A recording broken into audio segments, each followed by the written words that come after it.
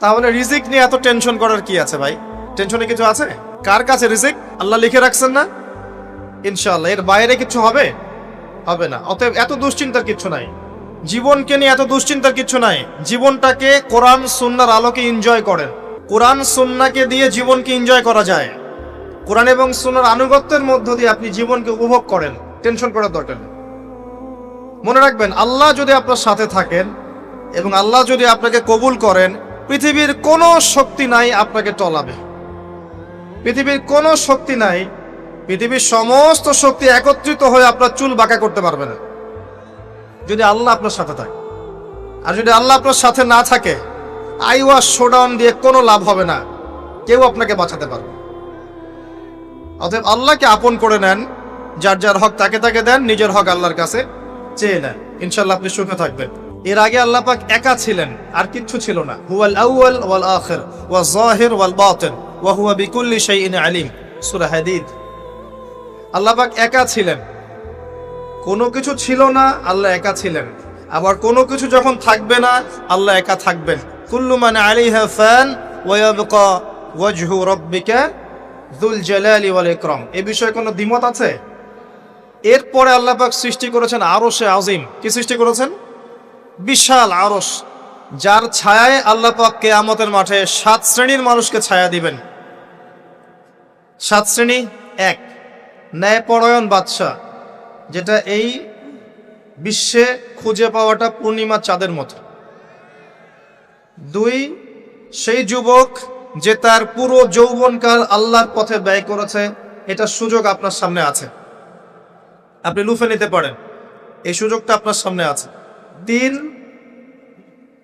ওই ব্যক্তি যার কলব বা অন্তর মসজিদের সাথে ঝুলন্ত থাকে, টিকটকের সাথে নয়, মসজিদের সাথে ঝুলন্ত থাকে। এখনকার যুব সমাজের অন্তর অনলাইনে ঝুলন্ত থাকে, দেখবেন। 4, ওই দুই ব্যক্তি, যেই দুই ব্যক্তি পরস্পরকে শুধুমাত্র আল্লাহর জন্য ভালোবাসে। এখানে বয়ফ্রেন্ড গার্লফ্রেন্ড সম্পর্ক বোঝানো হয়নি।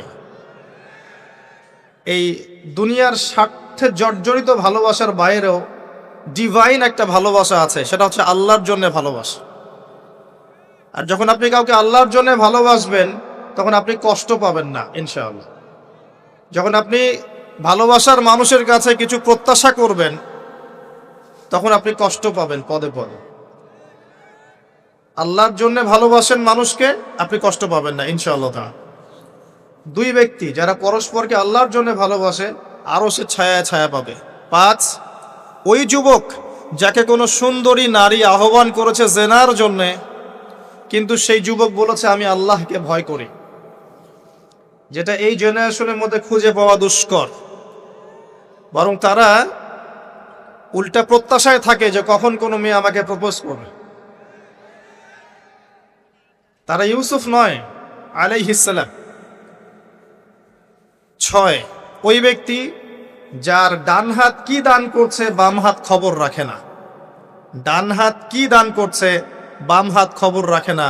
আমাদের মতো নয় যে অল্প কিছু দান করেই দানবীর টাইটেল লাগিয়ে মানুষের দুয়ারে দুয়ারে যাচ্ছি সাপোর্টের জন্য, এমন নয়। 7, ওই ব্যক্তি যে নীরবে নিভৃতে আল্লাহর কথা স্মরণ করে এবং আল্লাহর কথা স্মরণ করতে করতে তার চোখ দিয়ে অশ্রু প্রবাহিত হয়।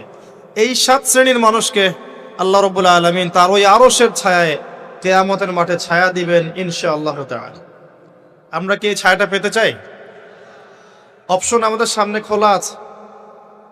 আমরা কিন্তু ওই যুবক হতে পারি, ওই দুই ব্যক্তি হতে পারি, ওই ব্যক্তি হতে পারি যে মসজিদের সাথে সম্পর্ক রাখে, গোপনে দান করতে পারি, রাতে নিভৃত আল্লাহর জন্য কাঁদতেও পারি না? সব সুযোগ আমাদের সামনে আছে। আল্লাহ চাইলে আপনি ন্যায়পরায়ণ বাদশাও হতে পারবেন ইনশাআল্লাহ, যদি আল্লাহ আপনার তাকদিরে লিখে রাখেন, এটাও সম্ভব। চলে আসেন আরশে আজিমের পরে আল্লাহ পাক সৃষ্টি করেছেন কলম, এবং কলম সৃষ্টি করে আল্লাহ পাক পুরো মহাবিশ্বের তাকদির লিখেছেন। পৃথিবীর শেষ দিন পর্যন্ত কি হবে না হবে, খুঁটিনাটি বিষয়, এত খুঁটিনাটি যে আল্লাহ পাকের ওই লিখার বাইরে পৃথিবীতেও কোনো আযাব গজব আসে না। যা লেখা আছে ওটাই আসবে। পৃথিবীতে যা আসছে যে আযাব, যে বিপদ, যে বালা মুসিবত গুলো আসছে আসমানি এবং জমিনের, এগুলোও আল্লাহর কাছে লেখা আছে। বলেন সুবহানাল্লাহ। এমনকি এই পৃথিবীতে কতজন মানুষ এসেছে, চলে গেছে এবং আসবে, এই হিসেব আল্লাহর কাছে আছে। চিন্তা করতে পারেন, পৃথিবীতে কত মাখলুক আছে, হিসেব আল্লাহর কাছে আছে।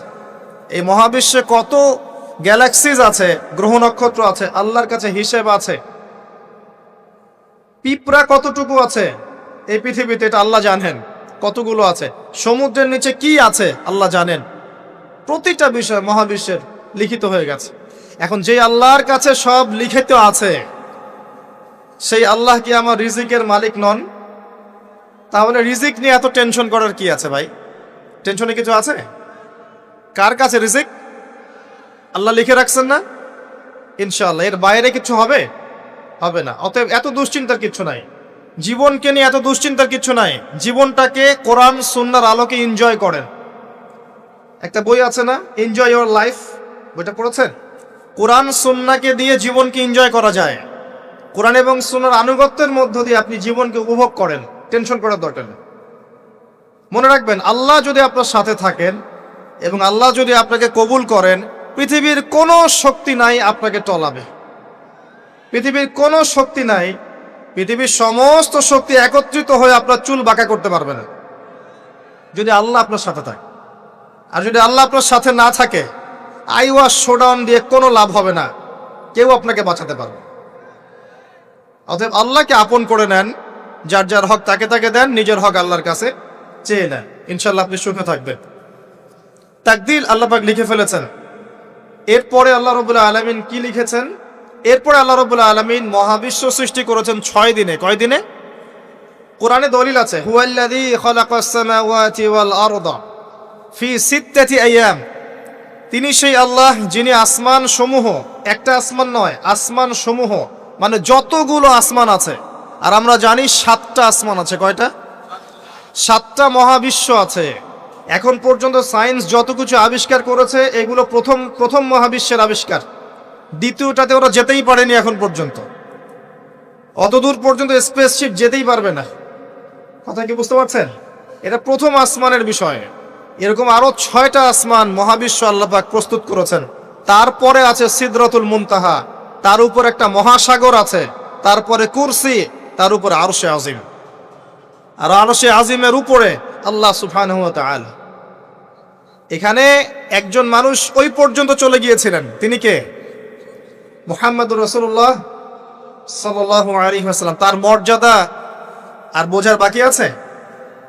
তো সবার প্রতি অনুরোধ থাকবে, সেই ব্যক্তি, সেই নবী মুহাম্মদ সাল্লাল্লাহু আলাইহি ওয়াসাল্লামের সুন্নাহ মাফিক জীবন যাপন করেন। আল্লাহ পাক তৌফিক দান করুন। এবং এই সুন্নাহটা জীবনের একটা ক্ষেত্রে মানলে হবে না, জীবনের সমস্ত ক্ষেত্রেই মানতে চেষ্টা করতে হবে। আল্লাহ পাক তৌফিক দান করুন। আমিন। আল্লাহ রাব্বুল আলামিন এরপরে মহাবিশ্ব সৃষ্টি করে দীর্ঘদিন পর্যন্ত, অনন্তকাল বলবো না, দীর্ঘদিন পর্যন্ত মানুষ সৃষ্টি করেন নাই। জি, সূরা দাহরের প্রথম আয়াতে আল্লাহ পাক বলেছেন, হাল আতা আলাল ইনসান হিনুম মিনাদ দাহরি লাম ইয়াকুন শাইআম মাযকুরা। মানুষের উপরে এমন একটা সময় চলে গেছে যে মানুষ কোনো আলোচ্য বিষয় ছিল না। মানে মানুষ সৃষ্টি করা হবে, এখন দুনিয়া যা হচ্ছে দেখতে পাচ্ছেন, আমরা কোনো টপিকই ছিলাম না। এত সময় চলে গেছে মহাবিশ্ব। এখন মনে হয় দুনিয়াটা আমাদের, তাই না? মানুষই সব, মানুষই এই দুনিয়ার পলিটিক্যাল মালিক, ইকোনমিক মালিক, সংস্কৃতির মালিক, পরিবার, ব্যক্তি, সমাজ, সবকিছু মালিককে মালিক মনে হয় এখন মানুষকে। কিন্তু এমন একটা সময় ছিল যখন আল্লাহ বলছেন মানুষ সৃষ্টি হবে, এই বিষয়টা অনেক দূরের পথ ছিল। আল্লাহর জ্ঞানে ছিল, কিন্তু মহাবিশ্বে মানুষের অস্তিত্ব ছিল না। এই মহাবিশ্বেই মানুষের অস্তিত্ব ছিল না। আল্লাহ রাব্বুল আলামিন মহাবিশ্ব সৃষ্টি করেছেন কুন ফায়াকুন, হও হয়ে যাও। সূরা আম্বিয়ার 30 নম্বর আয়াতে আল্লাহ পাক বলেছেন, আওয়ালাম ইয়ারাল্লাযীনা কাফার, কাফেররা কি লক্ষ্য করে দেখে না, আন্নাস সামাওয়াতি ওয়াল আরদা কানাতা রাতকান ফাফাতাকনাহুমা, কাফেররা কি লক্ষ্য করে দেখে না যে আসমান সমূহ এবং জমিন একটা বিন্দুর মধ্যে একত্রিত ছিল, আমি আল্লাহ এটাকে বিস্ফোরিত করে দিয়েছি, পৃথক করে দিয়েছি। এটা সায়েন্সের একটা থিওরির সাথে মেলে না? কোন থিওরি? তারা বলছে বিগ ব্যাং থেকে সব সৃষ্টি হয়েছে, আর আল্লাহ পাক বলছেন বিগ ব্যাং আমি ঘটিয়েছি। তাহলে চিন্তা যেখানে শেষ, আল্লাহ পাকের কুদরত সেখান থেকে কি শুরু। তা আমরা সীমাবদ্ধতা বুঝতে পারছি সায়েন্সের। আমি নিজেও সায়েন্সের ছাত্র, বাট আমি এটা স্বীকার করি যে সায়েন্স সবকিছুর সমাধান দিতে পারবে না। কারণ আপনি কমন একটা প্রশ্ন করেন যে রূহ কাকে বলে, সায়েন্সকে বলেন যে can you give us the definition of ruh, আমাদেরকে রূহের সংজ্ঞা দিতে পারবেন? রূহটা কঠিন নাকি তরল না বায়বীয় না কি, আপনি কি ব্যাখ্যা করতে পারবেন? পারবেন না। সিম্পল।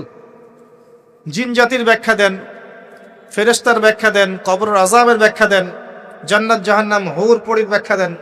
হুর পরি না, হুরুন আইন, ভুল হয়েছে, হুরুন আইন। মিজান, পুলসিরাত, এগুলোর ব্যাখ্যা দিতে পারবে? আমাদের আত্মাটারই তো ব্যাখ্যা দিতে পারছে না। ঘুম, স্বপ্নের ব্যাখ্যা দিতে পারবে? ঘুমন্ত অবস্থায় মানুষ হাসছে এবং কাঁদছে, কি জন্যে ব্যাখ্যা দিতে পারবে? স্বপ্ন দেখছে, কোত্থেকে স্বপ্ন আসছে, আর স্বপ্ন মাঝে মাঝে সত্য কেমন করে হচ্ছে, এর ব্যাখ্যা দিতে পারবে? স্বপ্ন সত্যি হয় না? শেষ জামানায় মুমিনদের স্বপ্ন বেশি বেশি সত্য হবে এমনও এসেছে হাদিসে। আখিরুজ্জামানে মুমিনদের স্বপ্ন সত্যি হবে। নবী সাল্লাল্লাহু আলাইহি ওয়াসাল্লাম নবুয়তের আগে এমন স্বপ্ন দেখতেন সকালবেলা সত্য হয়ে যেত। নবুয়তের একটা অংশ স্বপ্ন, 36 ভাগের 1 ভাগ সত্য স্বপ্ন। যাই হোক, আমরা টপিকে চলে আসি। আল্লাহ রাব্বুল আলামিন বিগ ব্যাং দিয়ে মহাবিশ্ব সৃষ্টি করার পর সুদীর্ঘকাল পর্যন্ত মানুষকে সৃষ্টি করেন নাই। এরপরে অনেক সময় পর আল্লাহ পাক ফেরেশতাদেরকে ডেকে বলছেন এই আয়াতটা, যে হে ফেরেশতারা, আমি পৃথিবীতে আমার খলিফা পাঠাতে চাই, মানুষকে আমার খলিফা করে পাঠাতে চাই। খলিফা কি জিনিস? যিনি কাপড় সেলাই করেন তিনি খলিফা? খলিফা কি জিনিস? খলিফার ডেফিনেশনটা শোনে না। আল্লাহ পাক আদম আলাইহিস সালাম ছাড়াও আরো একজন নবীর ব্যাপারে খলিফা শব্দ ব্যবহার করেছেন, তার নাম কি? শুকরান, কে বলেছেন? জাযাকাল্লাহ।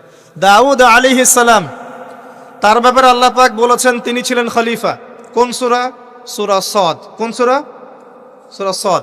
আল্লাহ পাক বলেছেন ইয়া দাউদ, হে দাউদ, ইন্না জাআলনাকা খলিফাতান ফিল আরদ, নিশ্চয়ই আমি তোমাকে পৃথিবীতে আমার খলিফা করেছি। সুলাইমান আলাইহিস সালামের সময় এত উন্নত সভ্যতা ছিল যেটা আর কখনো আসবে না, এবং তাকে এত ক্ষমতা দেওয়া হয়েছিল আল্লাহর পক্ষ থেকে, যার কথা নবী সাল্লাল্লাহু আলাইহি ওয়াসাল্লাম স্মরণ করে বলেছিলেন যে একটা জিন আমাকে সালাতের মধ্যে ডিস্টার্ব দিচ্ছিল, আমি ভাবলাম জিনটাকে ধরে বেঁধে রাখবো। এটা আমাদের নবীজি বলছেন, একটা জিন আমাকে নামাজে ডিস্টার্ব করছিল, আমি ভাবলাম জিনটাকে ধরে খুঁটির সাথে বেঁধে রাখি। তখন আমার সুলাইমানের কথা মনে পড়লো, আমার ভাই সুলাইমানের কথা মনে পড়লো যে সুলাইমান আলাইহিস সালামকে আল্লাহ পাক এই ক্ষমতা দিয়েছিলেন। আর সুলাইমান আলাইহিস সালাম আল্লাহর কাছে দোয়া করেছিলেন, আল্লাহ আমাকে যে ক্ষমতা দিয়েছো এরপরে আর কাউকে দিও না, এটা দোয়া করেছিলেন। আমার সুলাইমানের কথা মনে পড়লো, আমি জিনটাকে ছেড়ে দিলাম, বাদলাম না। আমাদের নবী মুহাম্মদ সাল্লাল্লাহু আলাইহি ওয়াসাল্লাম মানুষের সম্মান বুঝতেন।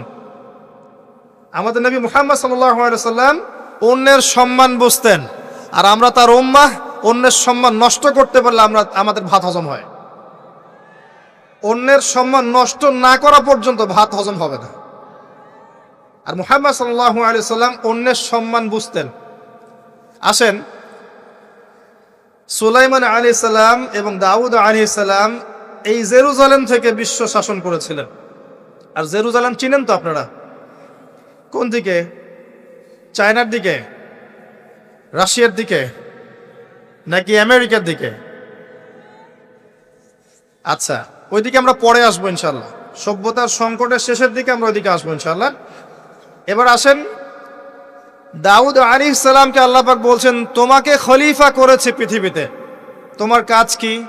ফাহকুম বাইনান নাসি বিল হক, হে দাউদ তোমার কাজ হচ্ছে মানুষের মাঝে ন্যায় বিচার করা, মানুষের মাঝে ন্যায় বিচার করা, হকের মানদণ্ডে বিচার করা। হকটা কি? এর উত্তরও কোরআন আপনাকে দিবে। কোরআনের চেয়ে কি আমি ভালো উত্তর দিতে পারবো? কোনটা হক কোনটা বাতিল, কোনটা ন্যায় কোনটা অন্যায়, আমি কি বেশি বুঝি না আল্লাহ বেশি বোঝেন? কোথায় স্পষ্ট করা আছে? আমার মস্তিষ্কে না কোরআনে? কোরআনে সূরা কাহাফ খোলেন, আল্লাহ পাক বলেছেন ওয়াকুলিল হাক্কু মির রাব্বিকুম, হে নবী আপনি বলে দিন সত্য সেটাই যা তোমার রবের পক্ষ থেকে নাজিল হয়। আর কিছু বলার দরকার আছে? ফামান শাআ ফালইউমিন, যার ইচ্ছা হয় সে স্বীকার করুক, ঈমান নিয়ে আসুক। ওয়ামান শাআ ফালইয়াকফুর, যার ইচ্ছা হয় অস্বীকার করুক। ইন্না আ'তাদনা লিয-যালিমিনা নারান, অস্বীকারকারী জালেমদের জন্য আমি জাহান্নামের আগুন প্রস্তুত করে রেখেছি। বাস, আর কিছু বলার প্রয়োজন আছে? সূরা বাকারা আল্লাহ বলেছেন আল হাক্কু মির রাব্বিক ফালা তাকুনান্না মিনাল মুমতারিন, হক তোমার রবের পক্ষ থেকে আসে, তুমি সন্দেহবাদীদের অন্তর্ভুক্ত হও না। আসলে এটা হক কিনা, এই যুগে চলে কিনা, এই সন্দেহের অন্তর্ভুক্ত হও না। ইসলাম চির নতুন, চির প্রাচীন, চির আধুনিক, প্রত্যেকটা যুগের জন্য, শুধুমাত্র একটা যুগের জন্য নয়, এবং শুধু মুসলিমদের জন্য নয়, সবার জন্যেই। কোরআন এবং সুন্নাহ শুধু আমাদের সম্পত্তি নয়, পুরো মানব জাতির সম্পত্তি। এখানে সবার হেদায়েত আছে, হোক সে হিন্দু ভাই বা খ্রিস্টান ভাই বা বুদ্ধিস্ট বা জিউস, যেই হোক না কেন, সবার হেদায়েত এখানে আছে। আসেন, আল্লাহ পাক কোরআনকে হক বলছেন। এটাও বলে রাখি, যখন তাওরাত নাজিল হয়েছিল তখন তাওরাত হক ছিল, তখন ওটাই ছিল হক। যখন জাবুর নাজিল হয়েছে জাবুরই হক ছিল। যখন ইনজিল নাজিল হয়েছে ইনজিলই হক ছিল। যখন থেকে কোরআন নাজিল হয়েছে এখান থেকে নিয়ে কিয়ামত পর্যন্ত হকের কি অন্য কোনো মানদণ্ড আছে? এটা মানতে কোনো আপত্তি আছে? হ্যাঁ, এখন কোনো কিছু যদি কোরআন সুন্নাহর সাথে মিলে যায় মানতে আমাদের কোনো আপত্তি নাই। কেউ একটা মতবাদ দিয়েছে, একটা দর্শন দিয়েছে, একটা সায়েন্টিফিক থট দিয়েছে, যেটা কোরআনের সাথে মিলে গেছে, হাদিসের সাথে মিলে গেছে, মানতে আমাদের কোনো আপত্তি নাই। আমরা চোখ বন্ধ করে মানবো ইনশাআল্লাহ, কোনো সমস্যা নেই। কিন্তু যে কোনো ব্যক্তি বা যে কোনো সংগঠন, যে কোনো সমাজ, যে কোনো সভ্যতা, কেউ যদি এমন কোনো কথা বলে, এমন কোনো দর্শন দেয়, এমন কোনো মতবাদ দেয় যেটা কোরআনের সাথে মিলছে না, সাংঘর্ষিক, হাদিসের সাথে মিলছে না, সাংঘর্ষিক, আপনি কি মানতে বাধ্য? এটা না মানাটাই আপনার ঈমানের পরিচয়। তো আল্লাহ পাক দাউদ আলাইহিস সালামকে বলছেন তুমি এই হকের মানদণ্ডে বিচার ফয়সালা করো। ওয়ালা তাত্তাবিউল হাওয়া, নিজের প্রবৃত্তির অনুসরণ করো না। প্রবৃত্তি মানে নিজের মন গড়া বিষয়ের অনুসরণ করো না। ইউদিল্লুকা আন সাবিলিল্লাহ, তাহলে এটা তোমাকে আল্লাহর রাস্তা থেকে সরিয়ে দিবে। নিশ্চয়ই যারা প্রবৃত্তির অনুসরণ করেছে তারা আল্লাহর পথ থেকে সরে গেছে। এই কারণে বিমা নাসু ইয়াউমাল হিসাব, তারা হিসাবের দিনটা ভুলে গেছে। আমি কি বুঝাতে পারছি ভাই?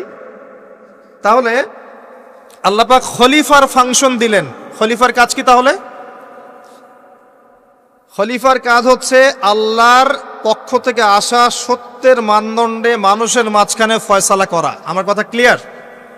পরিবেশ পরিস্থিতি যদি অনুকূলে না থাকে সে করবে না, তার ক্ষমতা নাই। লা ইউকাল্লিফুল্লাহু নাফসান ইল্লা ওয়াসআহা। কিন্তু আকীদা রাখতে কি কোনো সমস্যা আছে যে এটাই চূড়ান্ত সত্য? আমি তো আগেই বলেছি, এই যুগে সারেন্ডার করতে হবে। আপনি 100% ইসলাম ফলো করতে পারবেন না। তো 100% ইসলাম ফলো করা এই যুগে আমার মতে পসিবল না, ইল্লা মাশাআল্লাহ। তো আল্লাহ পাক যদি কিছু মানুষকে বাছাই করে তৌফিক দেন, সেটা আল্লাহ পাকের নিজস্ব ব্যাপার, ইখতিয়ার, স্বাধীনতা। আসেন, আল্লাহ রাব্বুল আলামিন এখানে খলিফার ফাংশন বললেন এবং আদম আলাইহিস সালামকে এই খলিফা করে পৃথিবীতে পাঠালেন। সভ্যতার শুরু হলো। সভ্যতার শুরু রোমকদের দ্বারা হয় নাই, সভ্যতার শুরু পশ্চিমাদের দ্বারা হয়নি, সভ্যতার শুরু হয়েছে নবীদের দ্বারা। সর্বপ্রথম সভ্যতার ধারক বাহক হচ্ছেন আদম আলাইহিস সালাম, যাকে আল্লাহ পাক খলিফা করে পৃথিবীতে পাঠিয়েছেন। যে বা যারা পৃথিবীতে আল্লাহর বিধান অনুযায়ী চলছে তারা আল্লাহর খলিফা। কথা বুঝতে পারছেন? আর যারা পৃথিবীতে আল্লাহর বিধান অনুযায়ী চলছে না তারা আল্লাহর খলিফা নয়, তারা শয়তানের খলিফা। এবার আসেন, আদম আলাইহিস সালামকে সৃষ্টি করার পরেই কি পৃথিবীতে পাঠানো হয়েছে? না, আগে কি করা হয়েছে? আগে জ্ঞান শিক্ষা দেয়া হয়েছে। শুরু থেকেই জ্ঞান আছে, আর এই জ্ঞান সৃষ্টিগতভাবে আমাদের মধ্যে ছিল না, আল্লাহ পাক শিখিয়েছেন। তাহলে সভ্যতা এগিয়ে যাবে কিভাবে? জ্ঞান চর্চার মধ্য দিয়ে। বুঝতে পারছেন? আগে জ্ঞান। এখনো যদি আপনি একটা সুন্দর সভ্যতা চান, জ্ঞান চর্চা, এছাড়া কোনো অপশন নাই। জ্ঞান এর চর্চা, প্রসার প্রচার, সভ্যতা সমাজ সুন্দর হবে ইনশাআল্লাহ। এরপর কি হলো, সভ্যতা এগিয়ে গেল কিভাবে? তার বুকের হাড় থেকে হাওয়া আলাইহিস সালাম, এই যে সভ্যতার একটা অংশ, মহিলাদেরকে ছাড়া কি আপনি সমাজ চিন্তা করতে পারবেন? তারা আমাদের মধ্য থেকেই সৃষ্টি, এবং বাঁকা হাড় থেকে। জোরে চাপ দিতে যায় না, ভেঙে যাবে। জোরে চাপ দিতে যায় না, ভেঙে যাবে। বাস্তব অভিজ্ঞতা থেকেই বলছি। আর ছেড়ে দিলে আবার ওইভাবেই থেকে যাবে। এজন্য উত্তম নসিহতের মধ্য দিয়ে একটু মানায় টানায় চলতে হবে আর কি দুনিয়ার জীবন। সবকিছু 100% মনের মতো হবে না, একটু মানায় নিয়ে চলতে হবে। কারণ আমি নিজেও সাহাবী নই, দেখবেন আমার স্ত্রীও মহিলা সাহাবী নন, আপনিও সাহাবী নন, আপনার স্ত্রীও মহিলা সাহাবী নন। তাই ওই হিসাব কিতাব করে লাভ নাই।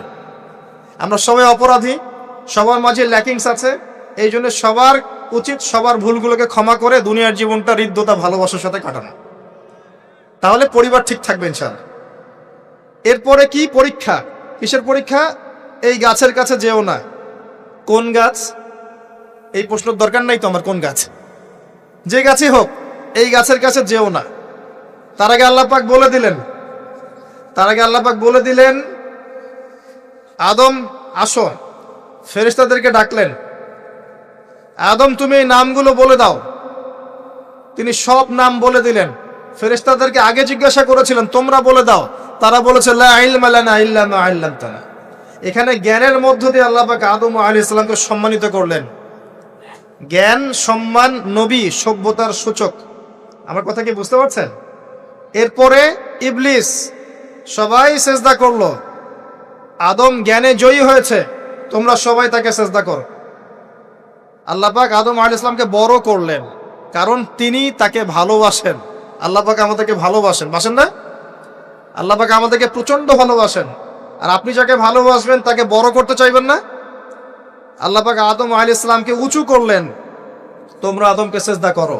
ওয়া ইয কুলনা লিল মালাইকাতি ইসজুদু লিআদম ফাসাজাদু, সবাই সিজদা করলো ইল্লা ইবলিস। ইবলিস কেন সিজদা করলো না?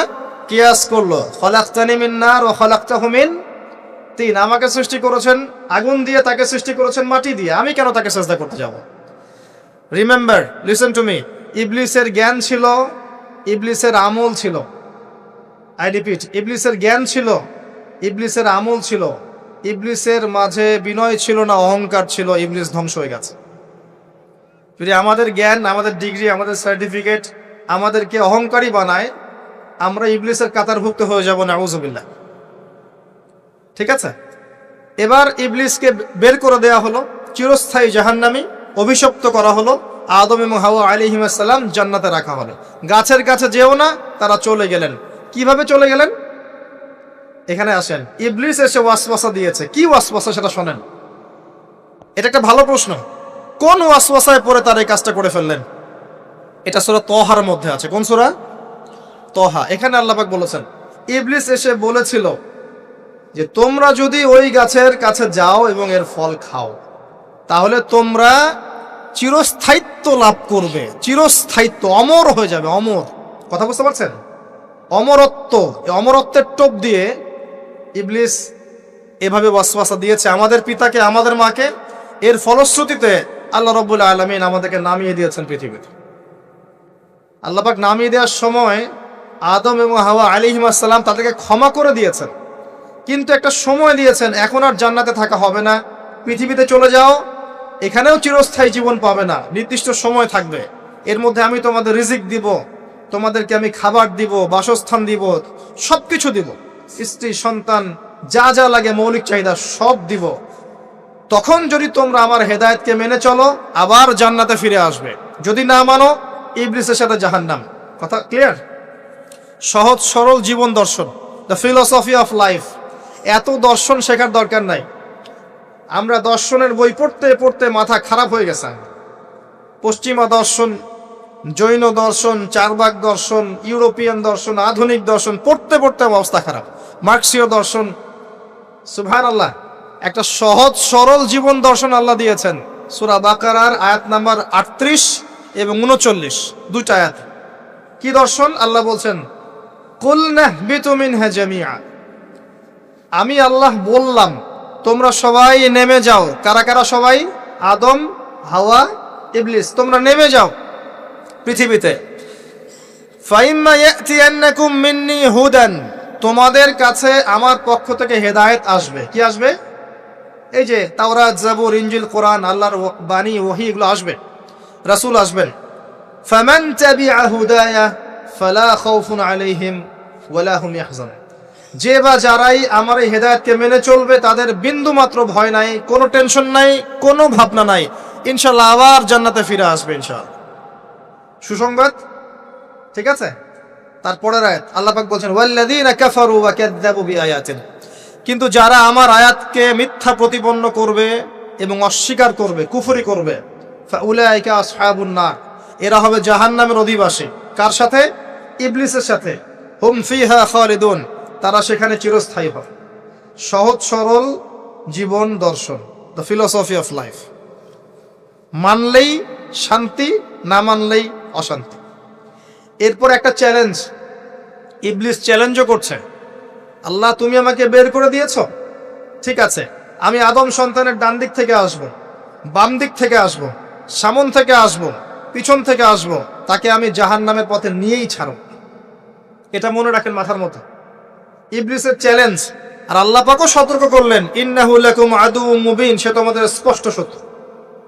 এবার পৃথিবীতেও নামিয়ে দিলেন, হেদায়েতও পাঠাচ্ছেন, নবী রাসূল পাঠিয়েছেন।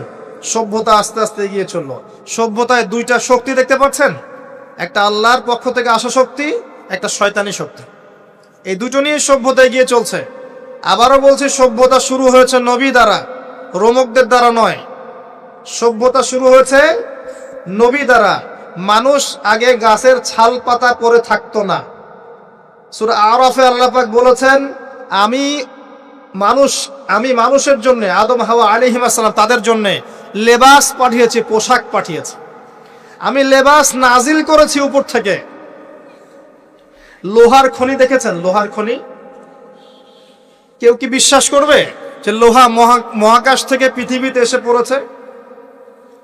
ওয়ানজালনাল হাদিদ, আল্লাহ পাক বলছে আমি হাদিদ নাজিল করেছি। কোরআন নাজিল করা বোঝেন? কোরআন নাজিল মানে কি? আল্লাহর উপর থেকে কোরআন আসেনি। জিবরাইল আলাইহিস সালাম কোরআন নিয়ে আসছেন না নিচে মুহাম্মদ সাল্লাল্লাহু আলাইহি ওয়াসাল্লামের কাছে? এই যে কোরআন নাজিল হচ্ছে, আনজালা। আল্লাহ পাক এই কথা বলছেন যে লোহা আমি নাজিল করেছি। লোহার একটা অণু আপনি তৈরি করতে পারবেন পৃথিবীতে ল্যাবে বসে? সুবহানাল্লাহ। আল্লাহ পাক নাজিল করেছেন। ঠিক একইভাবে আল্লাহ পাক পোশাক নাজিল করেছিলেন আদম এবং হাওয়া আলাইহিস সালাম তাদের জন্য। তারা গাছের ছালপাতা পরে ঘোরাফেরা করতেন না। বোগাস কথাবার্তা শেখায় মানুষ। এবং কৃষিকাজ, আপনার প্রযুক্তি, আপনার পরিবার গঠন, সন্তান প্রতিপালন, একজন মানুষের জীবন যাপনের জন্য যত কিছু প্রয়োজন, সব জ্ঞান আল্লাহ পাক আদম আলাইহিস সালামকে শিক্ষা দিয়েছিলেন। দুনিয়াতে আসার পরে যখন যেটা প্রয়োজন হয়েছে, ওহী নাজিল হয়েছে, জিবরাইল আলাইহিস সালাম তাকে শিখিয়ে দিয়েছেন। মানুষ গুহার মধ্যে ছবি এঁকে থাকতো। আর এরা বলছে আদম আলাইহিস সালাম বানর থেকে হয়েছেন। নাউযুবিল্লাহ, সুবহানাল্লাহ। এটা যারা বিশ্বাস করে তারা সরাসরি কোরআনের সাথে কুফরি করছে, স্পষ্ট কাফের। আদম আলাইহিস সালাম আল্লাহ পাক তাকে হাত দিয়ে সৃষ্টি করেছেন, নিজের হাতে সৃষ্টি করেছেন। তিনি বানর থেকে মানুষ হননি। হ্যাঁ, যারা এই মতবাদটা দিয়েছে ওরা বানর থেকে মানুষ হতে পারে, আমরা হই না। বরং সূরা বাকারা আপনি উল্টা চিত্র দেখতে পারবেন। সূরা বাকারা দেখবেন, পড়তে পড়তে দেখবেন একটা জায়গায় আছে যে শনিবারের সীমা লঙ্ঘন করার জন্য কিছু মানুষকে, বনু ইসরাইলের কিছু মানুষকে আল্লাহ পাক মানুষ থেকে বানর বানিয়ে দিয়েছে। আছে না দলিল? তাহলে এটার প্রমাণ পাওয়া যাচ্ছে। সুবহানাল্লাহ। আসেন, সভ্যতা এগিয়ে চলল। সভ্যতা দুটো শক্তি, আল্লাহর বিধান, আল্লাহ নাজিলকৃত পবিত্র তাওহীদ, এবং অপর সাইডে আছে শয়তানের শিরক। কথা কি বুঝতে পারছেন? দিন দিন এগিয়ে চলতে লাগলো। প্রথম কি ক্রাইমটা হলো পৃথিবীতে? সভ্যতার প্রথম ক্রাইম হয়েছে হাবিল কাবিল। কে কাকে হত্যা করেছে? কাবিল হাবিলকে হত্যা করেছে। কি কারণে? ঈর্ষা। এখান থেকে এই সভ্যতার শিক্ষা কি? শিক্ষা হচ্ছে এটাই, আজকের দিনেও যদি আমরা হাবিল আর কাবিলের মতো এই যে কাবিল যেমন করে ঈর্ষা পরায়ণ হয়ে হাবিলকে হত্যা করেছে, এই ঈর্ষা ত্যাগ না করতে পারি, তাহলে এ উম্মার তাকদিরে খারাপই আছে। কথা কি বোঝা যায়? আমরা এখন পর্যন্ত সেই কাবিলের সুন্নত ত্যাগ করতে পারি নাই। ভিতরটা হিংসা দিয়ে ভর্তি, জর্জরিত। এগুলো যদি খুলে আল্লাহ পাক দেখাতে পারতেন জনগণের সামনে, লজ্জায়, দুর্গন্ধে, ধিক্কার জানাতে জানাতে আপনি আমার লেকচারও শুনতে আসতেন না। হ্যাঁ, যদি আমার কলিজাটাকে খুলে আল্লাহ পাক দেখাতেন যে দেখো এর কলিজার মধ্যে কি পরিমাণ হিংসা আছে, ঈর্ষা আছে, দুনিয়ার লোভ আছে, লালসা আছে, পরশ্রী কাতরতা আছে, দুর্গন্ধে আপনি আমার লেকচার শুনতে আসতেন না। জি, এটা সৌভাগ্য যে আমাদের ভিতরটা আল্লাহ পাক দেখান না। আল্লাহ পাক আমাদের কলবটাকে পরিষ্কার করুন, আত্মশুদ্ধি দান করুন, আল্লাহর নূর দান করুন এবং ঈর্ষা ত্যাগ করার তৌফিক আল্লাহ পাক দান। এবার আসেন, সভ্যতা এগিয়ে চলছে, লেকচারটা একটু লম্বা হতে পারে, একটু ধৈর্য ধরেন। সভ্যতা এগিয়ে চলছে, আদম আলাইহিস সালামের যুগে কোনো পাপাচার খুব একটা দেখা যাচ্ছে না, শুধু এই পাপাচার ছাড়া। এর পরের জেনারেশনে গিয়ে দেখছি নূহ আলাইহিস সালামের কওম। কার কওম? নূহ আলাইহিস সালাম, 5 জন বড় বড় নবীর একজন। 5 জন বড় বড় নবীর নাম নূহ আলাইহিস সালাম, ইব্রাহিম, মূসা, ঈসা, মুহাম্মদ সাল্লাল্লাহু আলাইহি ওয়াসাল্লাম। আমি কিন্তু শেষে প্রশ্ন করব, উত্তর দিতে হবে, ঠিক আছে? ইনশাআল্লাহ। সঠিক উত্তর দিতে পারলে পুরস্কার, না পারলে যে পারবে তাকে আপনি হাদিয়া দিবেন, আপনার পকেট থেকে হাদিয়া নিয়ে তাকে দেওয়া হবে ইনশাআল্লাহ। তো নূহ আলাইহিস সালামের যুগে কি শিরক, প্রথম শিরকের পাপ মানুষ দেখল। ইয়াগুস, ইয়াউক, নাসর, এরকম কিছু মূর্তি ছিল। এই মূর্তিগুলো তার উপাসনা করা শুরু করল। বাই দ্য ওয়ে, এই মূর্তিগুলো কিন্তু তারা হাতে তৈরি করে নাই। আমার কথাটা ভালো করে বোঝেন। এই মূর্তিটা তারা আসলে অটোমেটিকলি হাতে তৈরি করে নাই। এই মূর্তিটা তৈরি করার পিছনে শয়তান তাদেরকে ওয়াসওয়াসা দিয়েছিল। কি ওয়াসওয়াসা দিয়েছিল? এই ব্যক্তিরা ছিল আগের সময়কার বুজুর্গ ব্যক্তি। বুজুর্গ ব্যক্তি বোঝেন? পরেশগার বুজুর্গ ব্যক্তি।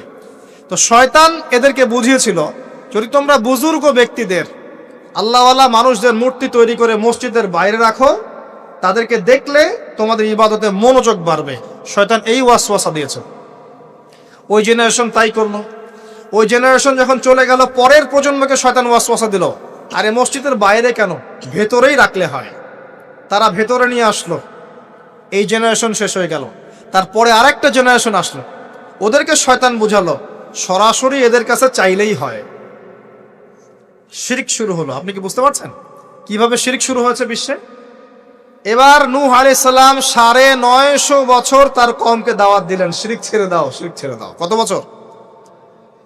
9টা শতাব্দী, 9.5 শতাব্দী তিনি তার উম্মাহকে দাওয়াত দিলেন, শিরক ছেড়ে দাও। তার স্ত্রী পর্যন্ত তার কথা শুনলো না, তার ছেলেও তার কথা শুনলো না। দাওয়াতটা কেমন ছিল? আমাদের মতো এই যে লাক্সারিয়াস বসে বসে দাওয়াত দেয় এমন নয়। দাওয়াতটা এমন ছিল, নূহ আলাইহিস সালাম নিজেই বলছেন, ইন্নী দাআউতু কওমি লাইলা ওয়া নাহার। আল্লাহ, আমি আমার কওমকে দিন রাত দাওয়াত দিয়েছি, দিন রাত 24 ঘন্টা। ওয়ালাম ইয়াজিদহুম দুআই ইল্লা ফিরারা। আমার দাওয়াত শুনে মানুষ খালি পালিয়েই গেছে, পালিয়েই গেছে। এরকম করে দাওয়াত দিয়েছেন, এমন ভাবে দাওয়াত দিয়েছেন, শেষে সমাজের মানুষ শুনছে না, পরিবারের লোকও কথা শুনছে না। তখন হাত উঁচু করে বলছেন, রব্বি আন্নী মাগলুবুন ফান্তাসির। আল্লাহ, আমি পরাজিত, আমাকে সাহায্য কর। তখন আল্লাহ পাক প্লাবন পাঠালেন, ধ্বংস হয়ে গেল জালেম। আর যারা মুমিন তাদেরকে আল্লাহ পাক উদ্ধার করলেন কিস্তিতে করে। সভ্যতার সংকট বুঝতে পারছেন? সভ্যতার সংকট মানে হচ্ছে শিরক। যখন সভ্যতায় শিরক এসেছে, আল্লাহ পাক তাওহীদ পন্থীদেরকে বাঁচিয়েছেন, মুশরিকদেরকে ধ্বংস করে দিয়েছে। এবং এই মুশরিকদেরকে আল্লাহ পাক পরকালেও জাহান্নামের আগুনে জ্বালাবেন, আর তাওহীদ পন্থীদেরকে আল্লাহ পাক পরকালে জান্নাত দিবেন ইনশাআল্লাহ। এই সভ্যতা এগিয়ে যাচ্ছে, এরপরে আরো এগিয়ে গেল। সব তো বলার সময় নাই, কয়েকটা বলছি। এগিয়ে যেতে যেতে একটা কওম আসলো, একটা সভ্যতা আসলো, যারা এত শক্তিশালী, ফিজিক্যাল স্ট্রাকচার এত লম্বা চওড়া, মানে এক একজন তাল গাছের সমান সমান লম্বা মানুষ, আদম সন্তান। পাহাড় কেটে কেটে বাড়ি নির্মাণ করে। এবং তাদের এই সভ্যতা সম্পর্কে আল্লাহ পাক বলেছেন, যে লাম ইউখলাক মিসলুহা ফিল বিলাদ, এমন সভ্যতা পৃথিবীতে সৃষ্টি করা হয়নি। এত উচ্চ মানের সভ্যতা ছিল। এদের নাম ছিল আদ জাতি। আদ কি নাম? তাদের নবী ছিলেন হুদ আলাইহিস সালাম। কি নাম? হুদ আলাইহিস সালাম। তিনি দাওয়াত দিলেন একই স্টাইলে, আল্লাহর ইবাদত করো, আমার আনুগত্য করো, শিরিক করো না, ইত্যাদি ইত্যাদি। কওম তার কথা শুনলো না। অল্প কিছু মানুষ শুনলো, তাদেরকে তিনি সাথে নিয়ে চলে গেলেন। আল্লাহ পাক জালেমদেরকে ধ্বংস করে দিলেন। একই সুন্নাহ। কিভাবে ধ্বংস করলেন? ঝঞ্ঝা বায়ু দিয়ে, এমন বাতাস, যে বাতাসে পুরো কওম উড়ে চলে গেল খেজুর গাছের মতো, খেজুর গাছের ডালের মতো পড়ে থাকলো। যারা বলতো মান আশাদ্দু মিন্না কুওয়া, আমাদের চেয়ে শক্তিশালী আর কে আছে, আল্লাহ পাক ওদেরকে বাতাস দিয়ে উড়িয়ে শেষ করে দিলেন। সুবহানাল্লাহ। এরপরে আরেকটা সভ্যতা আসলো, যার নাম সামুদ। তাদের নবীর নাম সালেহ আলাইহিস সালাম।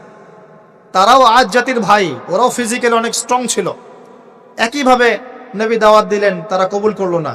আল্লাহ পাক ওই মুমিনদেরকে উদ্ধার করলেন, বাকিদেরকে বজ্রপাত দিয়ে ধ্বংস করে দিলেন। কি দিয়ে ধ্বংস করলেন? বজ্রপাত। বজ্রপাতের প্রচন্ড শব্দে কর্ণঘোর ফেটে গেল, তারা তাদের ঘরের সামনেই পড়ে থাকলো। এটা একটা কওম ছিল, যেই কওমটাকে বলা হয়েছিল যে সময় আছে তোমাদের সামনে, তোমরা চাইলে তওবা করে ফিরে আসতে পারো, অথবা 3 দিন ভোগবিলাস করতে পারো, ধ্বংস আসবে, আযাব আসবে। ওরা বলেছিল বরং আমরা 3 দিন ভোগবিলাস করে নেব। কোন সম্প্রদায়ের সাথে এই আকীদাটা মিলছে? বর্তমান যুগের কোন সভ্যতার সাথে এই আদর্শটা মিলছে? কথা কি বুঝতে পারেন? কারা শিখায় মানুষকে খাও দাও ফুর্তি করো, খাও দাও ফুর্তি করো, কালকের কি চিন্তা, আজকেই বেঁচে নাও? কারা শিখায়? এই যে সালেহ আলাইহিস সালামের কওম এমন ছিল, তওবা করে ফিরে আসো। ওরা বলছে না, 3 দিন সময় আছে, খেয়ে নিয়ে ফুর্তি করে নেব। জেনা, মদ, খাওয়া দাওয়া সব চললো। তৃতীয় দিন সকালবেলা ফজরের সময় বিকট শব্দে ওদের কর্ণগুহর আল্লাহ ফাটিয়ে দিলেন, এবং ঘরের সামনে চিৎপটাং হয়ে পড়ে থাকলো। কম শেষ, ডিস্ট্রয়। এখনো হিজাজ অঞ্চলে তাদের ধ্বংসাবশেষ দেখা যায়, অনলাইনে সার্চ করে দেখেন। সভ্যতা এগিয়ে চললো। আপনি কি সভ্যতার এগিয়ে যাওয়ার মধ্যে মিল পাচ্ছেন? কোনো একটা কমন জিনিস পাচ্ছেন? প্রত্যেক সভ্যতা আল্লাহ পাক ওহী নাজিল করেছেন, রাসূল পাঠিয়েছেন, আনুগত্যের দিকে আহ্বান করেছেন। যারা করে নাই ধ্বংস, যারা করেছে সফল। সভ্যতার সংকট। সভ্যতা এগিয়ে যেতে যেতে একটা কওম আসলো, যার নাম হচ্ছে শুআয়ব, কওমে মাদিয়ান। কি নাম? কওমে মাদিয়ান। শুআয়ব আলাইহিস সালামের কওম। শুআয়ব আলাইহিস সালাম একজন নবী ছিলেন, যিনি তার মেয়েকে মূসা আলাইহিস সালামের সাথে বিয়ে দিয়েছিলেন। ওইদিকে আমরা আসছি ইনশাআল্লাহ। শুআয়ব আলাইহিস সালামের কওমের অপরাধ ছিল, এরা মাপে কম দিত এবং ডাকাতি করত। কি করত? ডাকাতি। আমরাও কিন্তু কম করি না ডাকাতি। এখন আমরা নেক্সট সুরতেও ডাকাতি করি, বৎসুরতেও ডাকাতি করি, করি না? অনেকে তো কোটটাই পরে ডাকাতি করে, কোটটাই পরে বড় বড় মাপের ডাকাতি করে। কারণ আপনি কোটটাই পরলে তো ধরতে পারবেন না কলার, কিছু বলতে পারবেন না। সব ক্ষেত্রে এগুলো চলছে। স্যুট বুট পরে বসে থাকবো সুদী ব্যাংকে, মানুষের রক্ত চুষে খাচ্ছে। অনেক সময় দেখা যায় দিনের লেবাস পরেও আমরা জনগণের টাকা পয়সা লুটে খাই। হ্যাঁ, তো ওই যে ডাকাতি করতো শুআয়ব আলাইহিস সালামের কওম, এবং তারা মাপে কম দিত। রমজান মাসে একটা অনুরোধ করবো, আল্লাহর ওয়াস্তে কৃত্রিম সংকট তৈরি করে মানুষকে কষ্ট দিয়েন না, বরং এই মাসে আপনি দাম আরো কমিয়ে দেন, আল্লাহ আপনার রিজিকে বারাকা দিবেন। ইনশাআল্লাহ মানুষকে খাওয়ান, বেশি বেশি ইফতার করান, বেশি বেশি ইফতার করান, সমাজ কল্যাণমূলক কাজ করেন, আল্লাহ রহম করবে ইনশাআল্লাহ। আল্লাহর ওয়াস্তে এই মাসটাকে কোটিপতি হওয়ার সুযোগ মনে করেন না, এটা আপনার ক্ষমা পাওয়ার মাস। আল্লাহ পাক বোঝার তৌফিক দান করুন তাদেরকে। তারপরেও কিছু মানুষ থাকবে, লাহুম কুলুবুন লা ইয়াফকাহুনা বিহা, যাদের কলব আছে উপলব্ধি করে না, ওয়া লাহুম আযানুন লা ইয়াসমাউনা বিহা ওয়া লাহুম আ'য়ুনুন লা ইবসিরুনা বিহা, কান আছে শোনে না, চোখ আছে দেখবে না। উলাইকা কাল আনআম, এরাই জন্তু জানোয়ারের মতো। বাল হুম আদাল, বরং তার চেয়ে ওরা নিকৃষ্ট। বাল হুম আদাল, বরং তার চাইতেও নিকৃষ্ট। ওয়া উলাইকা হুমুল গাফিলুন, এরা গাফিল সম্প্রদায়। আসেন, মাপে কম দেওয়া, ডাকাতি করার কারণে আল্লাহ পাক কি করলেন? আল্লাহ পাক এই মাদিয়ান জাতি ইতিহাসে প্রথমবার, সভ্যতায় প্রথমবার এই মাদিয়ান জাতিকে আল্লাহ পাক ভূমিকম্প দিয়ে ধ্বংস করেছে। ভূমিকম্প দিয়ে আল্লাহ পাক ধ্বংস করেছেন ওয়ার্ল্ড হিস্ট্রিতে প্রথম এই মাদিয়ান কওমকে। আর এই ভূমিকম্প আখিরুজ্জামানেও আসবে, বড় বড় তিনটা, একটা পূর্ব দিকে, একটা পশ্চিমে, আর একটা বিশ্বের মাঝখানে। অপেক্ষা করতে থাকেন এবং প্রস্তুতি গ্রহণ করতে থাকেন, সামনে আসবে ইনশাআল্লাহ আযজা ওয়া জাল। কারো ঠেকানোর ক্ষমতা নাই, বিকজ এটা হাদিসে লেখা আছে, কিছু করার নাই। একটা কাজই করার আছে, পরকালের ফিকির করা আর মৃত্যুর প্রস্তুতি গ্রহণ করা। আসেন, এরপর কি হলো? সভ্যতা এগিয়ে চললো। নবী মূসা আলাইহিস সালামের কওম আসলো, বনু ইসরাইলের ঘটনা আপনারা জানেন। এর আগে একটা স্কিপ করে গেছে, ওইদিকে আসছি। এর আগে ইব্রাহিম আলাইহিস সালাম ছিলেন, মনে আছে? ওই যে নমরুদ, ইব্রাহিম আলাইহিস সালাম বাবা তার আহ্বানে সাড়া দিচ্ছে না, বাড়ির থেকে চলে গেলেন। স্ত্রী সারা কিনে চলে গেলেন প্যালেস্টাইন, সেখানে থাকা শুরু করলেন।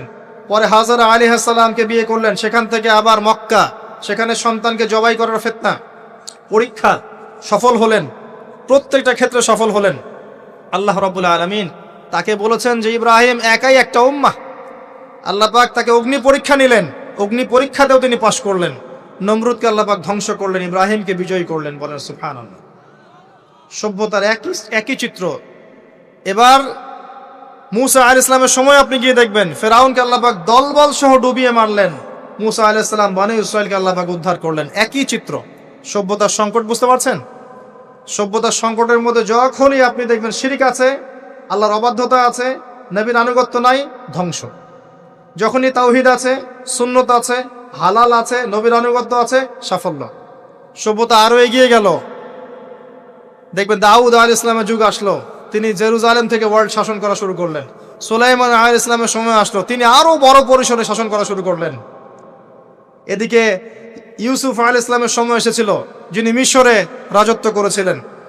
ইয়াকুব আলাইহিস সালামের সময় এসেছিল। ইদ্রিস আলাইহিস সালামের যুগ এসেছিল। যুলকারনাইন তার সময় এসেছিল, যিনি মাশরিক মাগরিব বিজয় করেছিলেন। অনেক যুগ চলে গেল, এমনকি ঈসা ইবনে মারইয়ামের সময় আসলো, তিনিও একই সুন্নাহ পালন করতে লাগলেন। এরপরেও মুহাম্মদ সাল্লাল্লাহু আলাইহি ওয়াসাল্লামের সময় আসলো। এখান থেকে আপনি একটু বচন কবুল করতে লাগলো এবং ইসলামের প্রচার প্রসার বাড়তে লাগলো। যত প্রচার বাড়তে লাগলো, কাফের মুশরিকদের নির্যাতন তত বেশি বাড়তে লাগলো। এত নির্যাতন বাড়তে লাগলো, এক পর্যায়ে মক্কা থেকে আবিসিনিয়ায় হিজরত করতে হলো, হাবাসা, ইথিওপিয়ায়। সেখানে বাদশা নাজাশী ছিলেন, তিনি মুসলিমদেরকে আশ্রয় দিলেন, সেখানে মুসলিমরা থাকতে লাগলো। এমনকি নবী সাল্লাল্লাহু আলাইহি ওয়াসাল্লাম তায়েফে গেলেন সাহায্য পাওয়ার আশায়। তায়েফবাসী খারাপ ব্যবহার করলো, তাকে রক্তাক্ত করলো, তিনি আবার মক্কায় ফিরে আসলেন। তিনটা বছর গাছের ছাল পাতা খেয়ে সাহাবায়ে কেরামকে শিয়ারে আবু তালেবে রাত দিন কাটাতে হলো। 3 বছরের বয়কট জীবন। এরপরে একই বছর অল্প কয়েকদিনের ব্যবধানে চাচা আবু তালেব এবং স্ত্রী খাদিজা রাদিয়াল্লাহু আনহা ইন্তেকাল করলেন। নবী সাল্লাল্লাহু আলাইহি ওয়াসাল্লাম বিষণ্ণ হয়ে পড়লেন। আল্লাহ পাক তাকে মেরাজ ঘটালেন, তার সমস্ত বিষণ্ণতা দূর হয়ে গেল।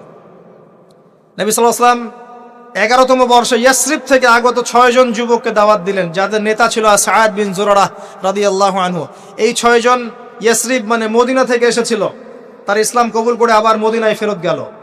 তার পরের বছর তারা আরো 6 জনকে নিয়ে আসলো, 6 যোগ 6 মোট 12 জন। এর পরের বছর মুসআব বিন উমাইর রাদিয়াল্লাহু আনহুর দাওয়াতের ফলে 12 থেকে 75 জন মানুষ মদিনা থেকে এসে ইসলাম কবুল করলো। মদিনায় হিজরতের পটভূমি তৈরি হলো। নবী সাল্লাল্লাহু আলাইহি ওয়াসাল্লাম তার পরের বছর হিজরত করলেন মদিনায় সাহাবায়ে কেরামকে নিয়ে। এই যে মদিনা, এটাই হলো প্রথম ইসলামিক স্টেট। কথা কি বুঝতে পারছেন?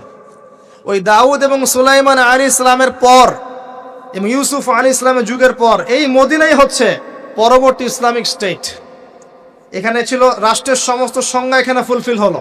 এখানে জনগণ হলো, এখানে সার্বভৌমত্ব থাকলো, এখানে গভর্নমেন্ট হলো এবং যার প্রেসিডেন্ট স্বয়ং মুহাম্মদ সাল্লাল্লাহু আলাইহি ওয়াসাল্লাম।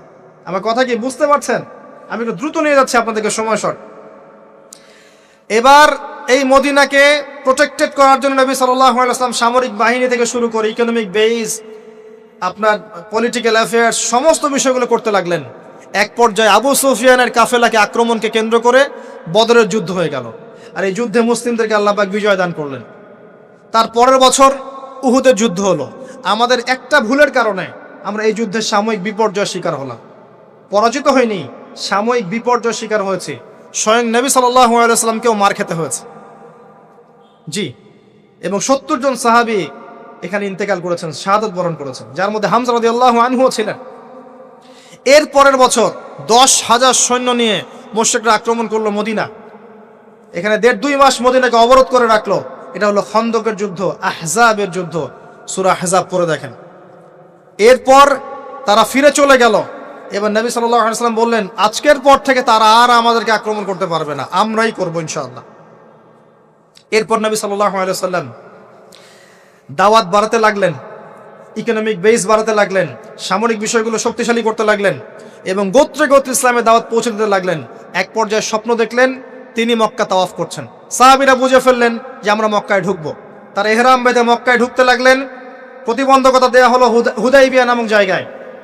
হুদাইবিয়া নামক জায়গায় খালিদ বিন ওয়ালিদ, যিনি তখন ইসলাম কবুল করেননি রাদিয়াল্লাহু আনহু, তিনি মুসলিমদেরকে ঠেকিয়ে দিলেন, যাওয়া হবে না। এর ফলশ্রুতিতে এখানে চুক্তি হলো, যেটাকে আমরা হুদাইবিয়ার সন্ধি বলে থাকি। চুক্তির প্রতিটা দফায় বাইরের চোখ দিয়ে মনে হয় যে আমাদের প্রতিকূলে যাচ্ছে, কিন্তু আদতে এগুলো আমাদের অনুকূলে ছিল। কি দফা? 10 বছর আমরা যুদ্ধ করব না, ওকে ডান। তোমাদের কেউ আমাদের দলে আসলে ফিরাই দেওয়া লাগবে, আমাদের কেউ তোমাদের দলে গেলে ফিরাই দিব না, ওকে ডান। এই বছর ওমরা করতে পারবে না, ফেরত যেতে হবে, ঠিক আছে ডান।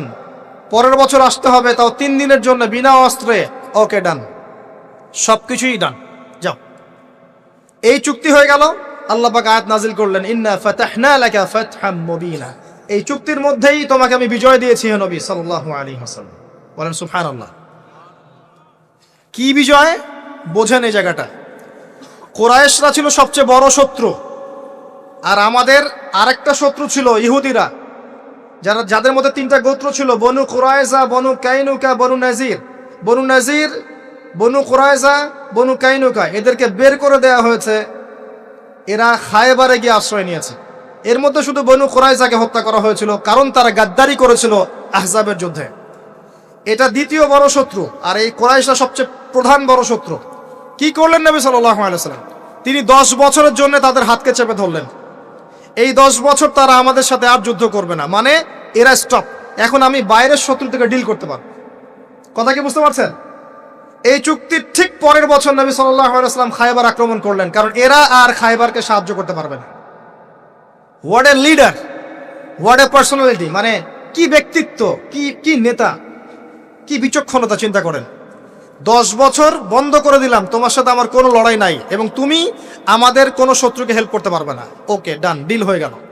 এবার যেহেতু বড় শত্রুর হাত চেপে ধরা হয়েছে, এখন ছোট ছোট শত্রুগুলোকে তিনি সাইজ করা শুরু করলেন, একটা একটা করে ধরে সবগুলোকে সাইজ। পরে বড়টারও কলার চেপে ধরলেন। কি ডিপ্লোমেসি! আমরা খালি এখন মিষ্টি খাওয়া সুন্নত জানি, আমরা এখন জিওপলিটিক্যাল ডিপ্লোম্যাটিক সুন্নাত জানি না। জি, চিন্তা করে দেখ, এই জায়গাটা খুব ভালো করে বুঝবেন। খায়বার বিজয়ের পর থেকে নিয়ে মুসলিমদের আর্থসামাজিক অবস্থা আরো বাড়তে লাগলো, প্রচুর সম্পদ গনিমত বাড়তে লাগলো এবং পররাষ্ট্রনীতি অ্যাপ্লাই করা হলো। রোমক সম্রাটকে দাওয়াত দেওয়া হচ্ছে, মিশরের বাদশাকে দাওয়াত দেওয়া হচ্ছে, পারস্যে দাওয়াত দেওয়া হচ্ছে। আস্তে আস্তে সারা বিশ্বে ইসলামের দাওয়াত ছড়িয়ে পড়ল। এক পর্যায়ে মাত্র এই চুক্তির 3-4-5 বছর পরেই, এই চুক্তির 10 বছর যায় নাই, 3 বা 4 বছর পরেই, 3-4 4.5 এরকম বছর পরেই বিনা যুদ্ধে বিশাল সেনাবাহিনীকে নিয়ে নবী সাল্লাল্লাহু আলাইহি ওয়াসাল্লাম এই মক্কা আক্রমণ করলেন। মক্কা বিজয়। কোন মক্কা? যেই মক্কায় আগে শিরিক ছিল, এখন শিরিক নাই। যেই মক্কায় সুদ ছিল, এখন সুদ নাই। যেই মক্কায় নারীকে জীবন্ত কবর দেওয়া হয়েছে, নারীর কোনো অবমাননা নাই। যেই মক্কার মধ্যে মাদকের সয়লাভ ছিল, কোনো সয়লাভ নাই। যে মক্কায় গোত্রীয় হানাহানি কাটাকাটি ছিল, এখন কিচ্ছু নাই, সবাই ভাই ভাই। এই মক্কা, জাহেলিয়াতের মক্কাকে আল্লাহ রাসূল সাল্লাল্লাহু আলাইহি ওয়াসাল্লাম 23 বছরের ব্যবধানে একেবারে টোটাল ইসলামিক পরিবেশে পরিণত করলেন। সেই আল্লাহ কি মরে গেছেন? সেই নবীর আদর্শ কি মরে গেছে? আল্লাহ নাজিল করা সেই কিতাব কি উঠে গেছে পৃথিবী থেকে? তাহলে ওই জাহেলি সমাজকে যদি পরিবর্তন করা যায়, আমাদের জাহেলিয়াতকে পরিবর্তন করা সম্ভব না? এই বিশ্বের জাহেলিয়াত পরিবর্তন করা সম্ভব নয়। আমরা করতে পারি না পারি, আল্লাহ পাক এমন প্রজন্ম আনবেন, দেখে নিন তারা করে দেখাবে ইনশাআল্লাহ। যখন আল মাহদি আসবেন, ঈসা ইবনে মারিয়াম আসবেন, তখন জাহিলিয়াতের রেশ মাত্র থাকবে না ইনশাআল্লাহ, ইনশাআল্লাহু আযজা ওয়া জাল। এর আগ পর্যন্ত কঠিন সময় আছে। ওই কঠিন সময় যাওয়ার আগে আরেকটু পথ পাড়ি দেওয়া আপনাদেরকে। মুহাম্মদ সাল্লাল্লাহু আলাইহি সাল্লাম এই যে মক্কা ইসলামিক পুরো একটা এনভায়রনমেন্ট প্রতিষ্ঠা করলেন, এরপর কি এটা থেমে গিয়েছিল? এরপর আবু বকর সিদ্দিক রাদিয়াল্লাহু আনহু এসেছেন, তিনিও সেই খেলাফার দায়িত্ব পালন করেছেন। কোন খেলাফা? ফাহকুম বাইনান নাসি বিল হক, সূরা সাদ। তারপরে এসেছেন ওমর ইবনে খাত্তাব, আরো 10 বছর, তখন মুসলিমরা অর্ধ বিশ্ব শাসন করেছে। এরপরে এসেছেন উসমান রাদিয়াল্লাহু আনহু, মুসলিমরা আরো বড় বিশ্ব শাসন করেছে। তারপরে এসেছে আলী রাদিয়াল্লাহু আনহুর যুগ, তখন মুসলিমরা অভ্যন্তরীণ কিছু ক্রন্দলে লিপ্ত হয়ে গিয়েছিল, এখানে মুসলিমদের শক্তিটা কিছুটা কমে যায়।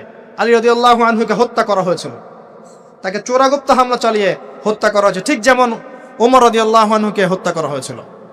এরপর কি হয়েছে? এরপর মুসলিমদের মাঝে আস্তে আস্তে ফিতনা বাড়তে শুরু করেছে। একদল মানুষ বের হয়েছে যারা বলেছে যে আলী রাদিয়াল্লাহু আনহু তিনি নবী, নাউজুবিল্লাহ। এরা তাকে নিয়ে এত বেশি বাড়াবাড়ি করেছে যে তারা পথভ্রষ্ট হয়ে গেছে।